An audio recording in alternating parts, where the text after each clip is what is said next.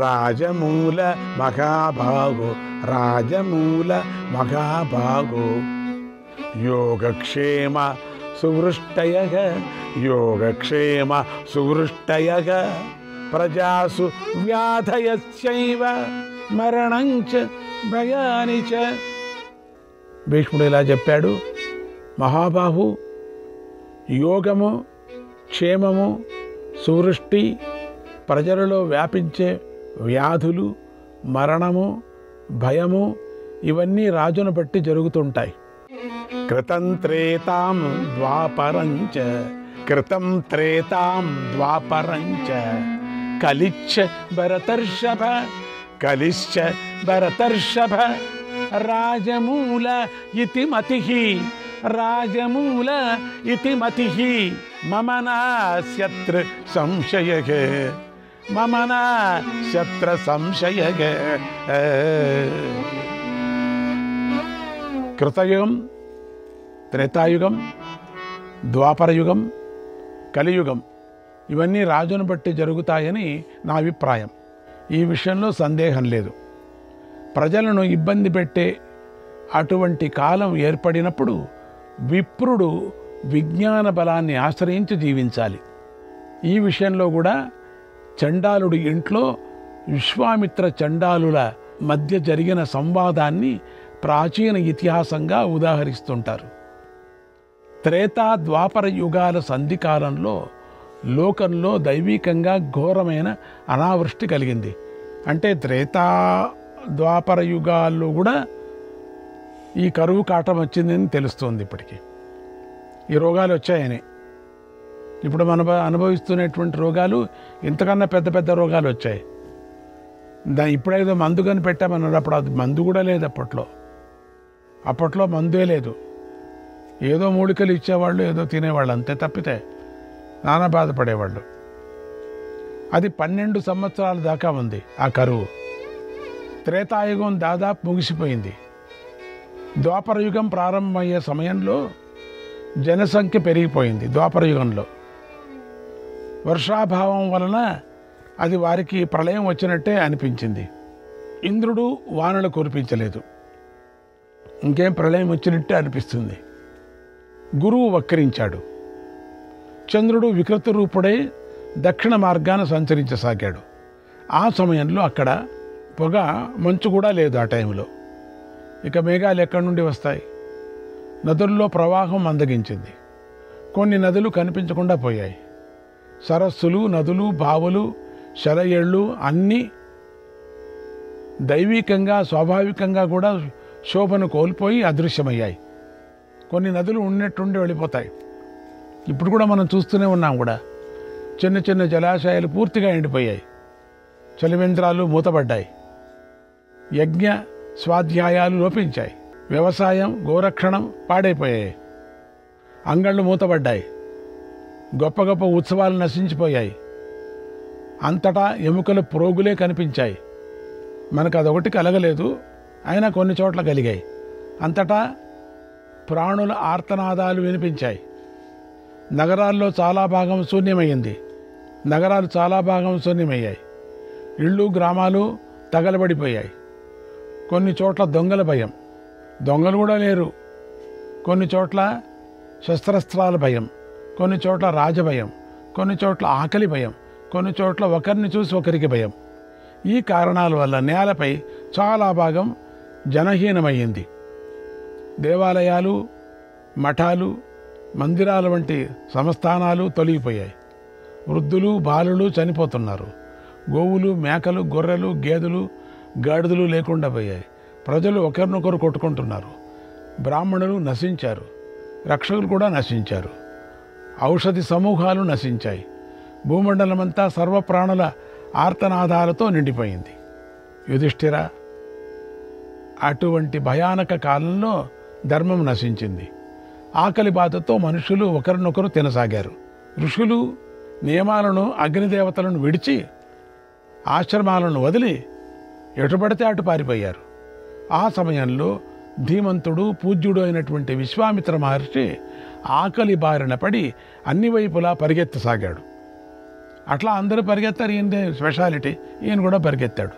భార్యను పిల్లలను ఎక్కడో ప్రజల మధ్య వదిలిపెట్టి అగ్నిని ఆశ్రమాన్ని కూడా వీడి తినదగనివి అనేటువంటి భేదాన్ని కూడా విస్మరించి తిరగసాగాడు. ఇది తినచ్చు ఇది తినకూడదు అనేది లేదు. ఆకలి బాధ భరించలేక పరిగెత్తాడు. ఒకనాడు ఆ విశ్వామిత్రుడు ఒకానొక అడవిలో ప్రాణులను వధించి హింసించేటువంటి చండాలుడు వాటికకు చేరాడు. ఈ ఆకలి బాధ మాత్రం తట్టుకోలేము చూడండి. ఆ ఇండ్లలో పగిలిపోయినటువంటి కుండలు అంతటా పడి ఉన్నాయి. పాము కుబుసాల మాలలు అక్కడక్కడ ఇళ్లకు ఆ మఠాలకు గుర్తులుగా ఉన్నాయట. ఆ కోడి కూతలు అక్కడక్కడ బాగా వినిపిస్తున్నాయి. గాడిదల అరుపులు అక్కడ ప్రతిధ్వనిస్తున్నాయి. పెద్దగా అరుస్తూ కఠోర వాక్యాలతో వారు పరస్పరం గొడవలు కూడా పడుతున్నారు. అక్కడ దేవాలయాలలో గుడ్లగూబల్లో అరుపులు వినిపిస్తున్నాయి. అక్కడ ఇళ్ళు లోహపు గంటలతో అలంకరింపబడి ఉన్నాయి. కుక్కల గుంపులు ఇళ్ల చుట్టూ తిరుగుతున్నాయి. ఆకలితో ఉన్నటువంటి ఆ మహర్షి విశ్వామిత్రుడు ఆ పల్లెలోనికి ప్రవేశించి ఆహారం కోసం తీవ్ర ప్రయత్నంతో అన్వేషణ మొదలుపెట్టాడు. విశ్వామిత్రుడు ఆకలి. విశ్వామిత్రుడు అక్కడ ఇంటింటా యాచించినా కూడా మాంసం కానీ అన్నం కానీ పండు కానీ దుంప కానీ వేరేదైనా కానీ ఎక్కడా దొరకలేదు. చూడండి, అదన్నా దొరుకుతుందంటే అది దొరకలేదు. అయ్యో నాకెంత కష్టం వచ్చింది అనుకుంటూ విశ్వామిత్రుడు బలహీనత వల్ల ఆ చండాల వాటికల్లో నేల మీద పడిపోయాడు. ఆ చండాల వాకిటి దగ్గర వచ్చి పడిపోయాడు.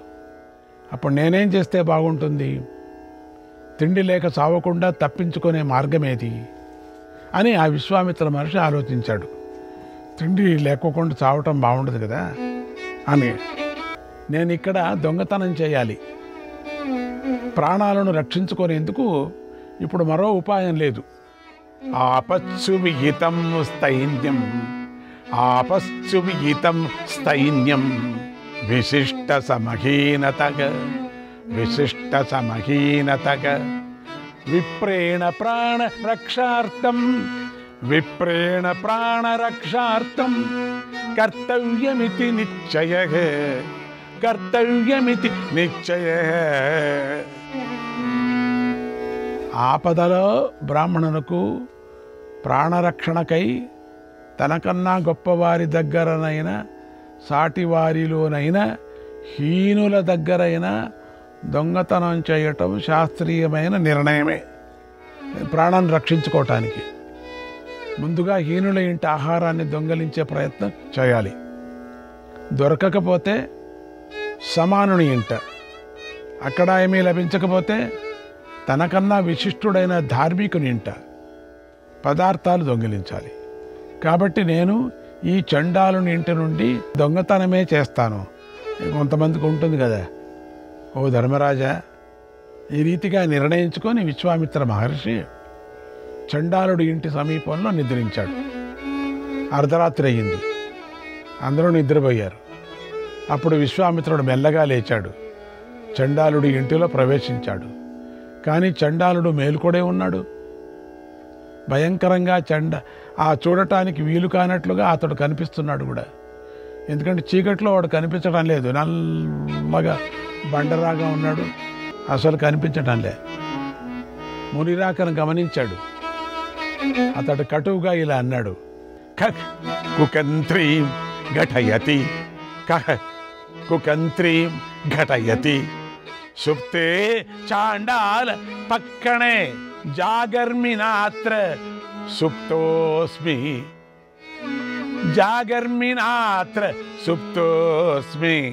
హతోత్సీతి చ దారుణగా. చండాల వాటికి అంతా నిద్రిస్తుంది. నువ్వెవరు? నేను మేల్కొనే ఉన్నాను, నిద్రపోలేదు. నిన్ను దారుణంగా చంపుతాను, జాగ్రత్త అన్నాడు. దానితో విశ్వామిత్రుడు భయపడి సిగ్గుతో తలదించుకొని తాను హీనకర్మను తలపెట్టినందుకు ఉద్వేగపడుతూ వెంటనే చండాలుడితో ఇలా అన్నాడు, చిరంజీవి, నేను విశ్వామిత్రుణ్ణి. ఆకలితో వచ్చాను. నా ఆకలిని అర్థం చేసుకొని నన్ను చంపవద్దు. మహానుభావుడైన విశ్వామిత్ర మహర్షి మాటలు విని చండాలుడు కంగారుపడి తన పక్క మీద నుండి లేచి విశ్వామిత్రుడి దగ్గరకు వెళ్ళాడు. ఆ చండాళుడు విశ్వామిత్రుడి మీద గౌరవంతో చేతులు జోడించి కళ్ళు చెమర్చగా, బ్రాహ్మణ, ఇంత రాత్రి వేళ ఏ పని మీద వచ్చారు అని విశ్వామిత్రుడిని అడిగాడు. విశ్వామిత్రుడు ఇలా పలికాడు, నేను ఆకలితో ఉన్నాను, ప్రాణాలు పోతున్నాయి. ఆకలి బాధతో ఈ నీచ కృత్యానికి, దొంగలించటానికి, ఆకలి తీర్చుకోవటానికి అన్నం వెతుక్కునేవాడిని, వాడికి కూడా ఏ సిగ్గు ఉండదు కదా. ఆకలి తీర్చుకునేవాడికి సిగ్గు ఉండదు కదా. ఆకలి నన్ను పాడు చేస్తుంది, నా ప్రాణాలు పోతున్నాయి. ఆకలితో వెనికిడి శక్తి కూడా నశిస్తుంది. ఒంట్లో శక్తి లేదయ్యా, స్పృహ తప్పేటట్లయింది. తినదగినదేదో నాకు తెలీదు అనే ఆలోచన కూడా లేదు నాకు ఇప్పుడు. ఇది అధర్మమని తెలుసు. మీ వాడంతా తిరిగి యాచించినా భిక్ష దొరకలేదు.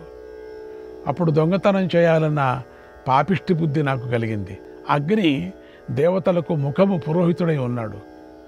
పవిత్ర యాగ ద్రవ్యాలను గ్రహించేవాడు మహాత్ముడై ఉన్నాడు. అయినా సరే సర్వభక్షకుడయ్యాడు. అలాగే బ్రాహ్మణుడైనా నేను సర్వభక్షకుడైన అవుతాను ఇప్పటికీ. కానీ ధర్మాన్ని బట్టి నేను బ్రాహ్మణునే అన్నాడు విశ్వామిత్రుడు.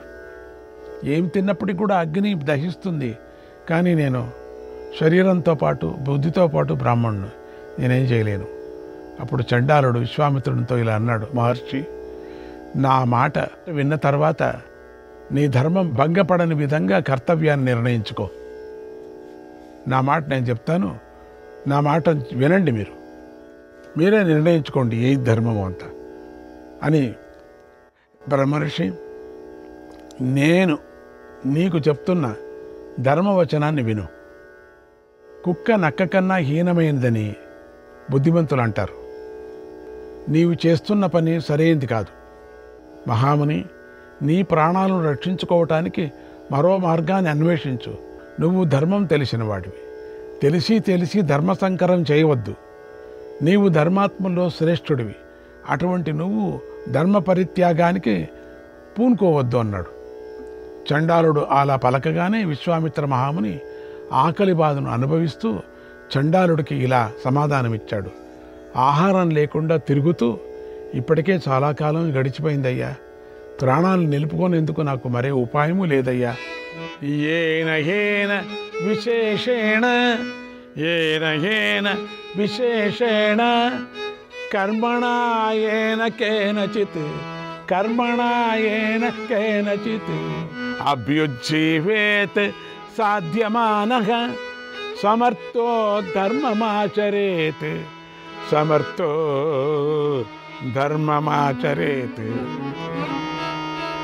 అయ్యా, ఆకలితో చనిపోతూ ఉన్నవాడు ఏ ఉపాయాల్లో అయినా ఏ కర్మలతో అయినా ప్రాణాలను రక్షించుకోవాలి. సమర్థుడయ్యాక ధర్మం ఆచరించవచ్చు. క్షత్రియులకు పరిపాలన అనేది ఇంద్ర సంబంధమైనది ధర్మం. బ్రాహ్మణులకు అగ్నికి సంబంధించింది ధర్మం. బ్రహ్మస్వరూపమైన అగ్ని నా బలం. కాబట్టి ఆకలి తీర్చుకోవటానికి అగ్నిలాగా నేను దేన్నైనా తింటాను. యథాయథైవ జీవేద్ధి తత్కర్తవ్య మఖేలయ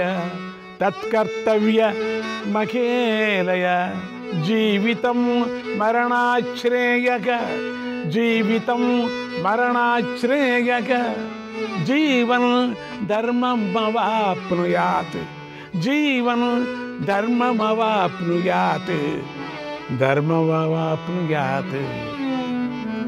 అయ్యా, బ్రతకటానికి ఏది అవసరమో ఆ పనిని సిగ్గుపడుకోకుండా చేయవలసిందే. మరణం కన్నా జీవనం మేలైంది. జీవించి ఉంటేనే ధర్మాన్ని ఆచరించడం కుదురుతుంది. అందువల్ల నేను జీవించాలనుకుంటూ తినదగిన దానినైనా తినటానికి బుద్ధిపూర్వకంగానే సిద్ధమయ్యాను. దీనిని నువ్వు ఒప్పుకోవాలి. సూర్యాది గ్రహాలు గాఢాంధకారాన్ని తరిమికొట్టినట్లు నేను కూడా తపస్సు చేతనో విద్య చేతనో నన్ను నేను బలవంతుణ్ణి చేసుకోగలిగితే నా అశుభ కర్మలను నేను నశింపజేసుకోగలను అన్నాడు. అప్పుడు చండాలుడు ఇలా అన్నాడు, దీన్ని తినటం ద్వారా నీకు దీర్ఘాయువు కలగదు. నీ ప్రాణాలు నిలవవు. అమృతపానంతో తగినట్లు తృప్తి కలగదు. మరేదైనా భిక్షను కోరుకో. అప్పుడు విశ్వామిత్రుడు ఇలా అన్నాడు, ఓ చండాలుడా, నా దగ్గర డబ్బు లేదు, ఆకలి బాధతో ఉన్నాను, గతి లేదు, నిరాశ ఏర్పడుతుంది. ఈ కుక్క మాంసమే సడ్రస భరితమని అనుకుంటున్నాను అన్నాడు. చండాలుడు ఇలా అన్నాడు, బ్రాహ్మణ క్షత్రియ వైశ్యులు పంచనఖాలు కలిగినటువంటి 5 జాతుల ప్రాణులని ఆపత్కాలంలో తినవచ్చునని శాస్త్రాలు చెబుతున్నాయి. తినదగని దానిపై మనస్సు పెట్టవద్దు అన్నాడు. విశ్వామిత్రుడు ఇలా అన్నాడు, ఆకలితో ఉన్న అగస్త్యుడు వాతాపి అనే అసురుని భక్షించాడు. చండాలుడు ఇలా అన్నాడు, ఇది మాత్రం నీ తగని పని అన్నాడు. విశ్వామిత్రుడు అలా మళ్ళీ అంటున్నాడు, ధర్మాచరణకు శిష్టులే కారణం, కాబట్టి వారి ప్రవర్తననే నేను అనుసరిస్తాను. చండాలుడు ఇలా అన్నాడు, సత్పురుషుడు కాని వాడెవడో ఆచరించినది సనాతన ధర్మమైపోదు కదా, కాబట్టి నువ్వు ఇక్కడ చెయ్యరాని పని చేయవద్దు, ఏదో నెపం పెట్టుకొని అశుభ కృత్యానికి పాల్పడవద్దు అన్నాడు. మళ్ళీ విశ్వామిత్రుడు చెప్తున్నాడు, ఋషి అయిన వాడెవడు పాతకాన్ని కానీ నిందకు అర్హమైనటువంటి పనులు కానీ చేయడు. చండాలుడు ఇలా అన్నాడు మళ్ళీ, బ్రాహ్మణుల రక్షణకై వారి అభ్యర్థన మేరకు ఆ అగస్త్యుడు ఆ స్థితిలో చేసిన అసుర రక్షణ ధర్మమే కదా, కొంచెం కూడా పాపం లేనిదే. గురువులైనటువంటి బ్రాహ్మణులను సర్వోపాయాలతోనూ సంరక్షించాలి, కనుకనే ఆనాడు అగస్త్యుడు అలా చేశాడు అన్నాడు. ఆ రోజు చేయాల్సిన పని ఏంటంటే మిగతా బ్రాహ్మణులను రక్షించటానికి అగస్త్యుడు చేశాడు. వాతాపిని తినేశాడు, రాక్షసుడైనా తినేశాడు, కానీ జీర్ణించుకున్నాడు. ఎందుకంటే ఆ రోజు అట్లా నా ధర్మం కాదనేసి ఏంటంటే తానే చచ్చిపోయేవాడు, అగస్త్యుడు చచ్చిపోయేవాడు. తాను చావే కాకుండా మిగతా బ్రాహ్మణులంతా చచ్చిపోయేవారు. అందుకని ఆ ధర్మ దృష్టితో చేశాడు, నువ్వు ఇప్పుడు చేయకూడదు నువ్వు. అప్పుడు విశ్వామిత్రుడు అంటున్నాడు, ఈ విప్ర శరీరం నాకు మిత్రుడు, లోకంలో అన్నిటికన్నా నాకు పూజింపదగినది ఇష్టమైనది ఇదే. శ్రీకృష్ణాయ పరమాత్మనే నమః.